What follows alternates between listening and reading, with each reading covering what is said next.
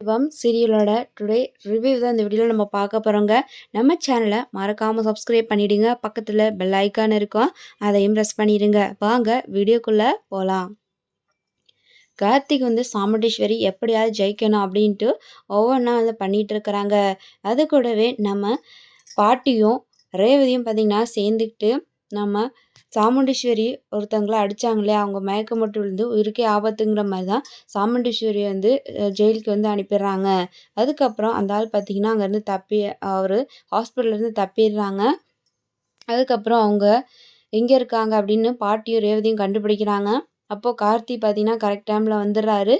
அந்த ரவுடி பார்த்திங்கன்னா ரேவதியை தள்ளி விட்டதில் ரேவதி அடிபட்டுருது ரேவதிக்கு.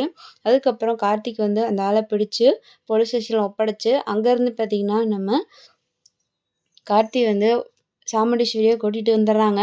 ஹாஸ்பிட்டலுக்கு தான் வராங்க. அங்கே வந்ததுக்கப்புறம் ரேவதியை பார்க்குறாங்க. என்னாச்சு அப்படிங்கிற மாதிரி கேட்டு, எனக்கு ஒன்றும் இல்லைம்மா, நல்லா தான் இருக்குது அப்படிங்கிற மாதிரி சொல்கிறாங்க.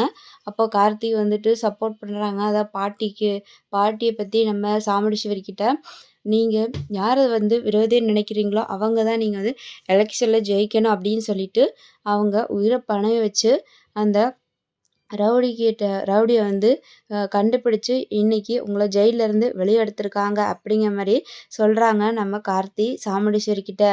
ஆமாம்மா, பாட்டி இவ்வளோ நல்லது பண்ணாலும் நீங்கள் மனசிறங்கி வரவே மாட்டீங்களேம்மா. நீங்கள் பாட்டிக்கிட்ட நல்ல விதமாக நடந்துக்குங்கம்மா இதுக்கப்புறமாவது. அப்போ தான் நம்மளால் ஜெயிக்க முடியும். அவங்க எவ்வளோ நல்லது பண்ணியிருக்காங்க. நீங்கள் எவ்வளோ தான் அவங்கக்கிட்ட கோவமாக பேசினாலும் அவங்க அதெல்லாம் ஒரு பொருட்டாக எடுத்துக்காம உங்களுக்கு சப்போர்ட் பண்ணுறாங்கம்மா அப்படிங்கிற மாதிரி சொல்கிறாங்க. அதுக்காக அவங்கக்கிட்ட ஒரு நன்றியாவது சொல்லுங்கம்மா அப்படின்றாங்க. இல்லை இருக்கட்டும் பரவாயில்ல அப்படிங்கிற மாதிரி சொல்லிடுறாங்க சாமுண்டீஸ்வரி. இன்னொரு பக்கம் பார்த்தீங்கன்னா எல்லோரும் ஓட் போட்டுறாங்க. ஓட் போட்டு முடிச்சதுக்கப்புறம் நம்ம மாயாண்டி என்ன பண்ணுறாங்கன்னா, அவங்க சாமுண்டீஸ்வரிக்கு போட்ட ஓட்டு எல்லாமே மாற்றி வச்சிடுறாங்க. அப்போ பார்த்தீங்கன்னா இந்த விஷயம் கார்த்திக் தெரிய வருது.